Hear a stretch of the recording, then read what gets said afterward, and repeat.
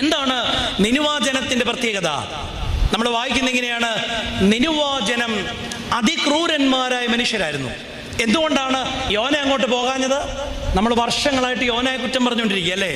യോന ആള് പെശകായിരുന്നു, ദൈവത്തെ അനുസരിക്കാത്തവനായിരുന്നു, പുള്ളിക്ക് ഇച്ചിരി തൻ്റെ ഇടം കൂടുതലായിരുന്നു, ഇച്ചിരി അഹങ്കാരം കൂടുതലായിരുന്നു, ഇങ്ങനെയൊക്കെ ഒരുപാട് കാര്യങ്ങൾ പറഞ്ഞ് യോനയെ നമ്മൾ പരാതികൾ പറയും. എന്നാൽ എന്തുകൊണ്ട് യോന പോയില്ലെന്ന് ചിന്തിക്കണമെങ്കിൽ നിനുവാജനത്തെക്കുറിച്ച് പഠിക്കണം.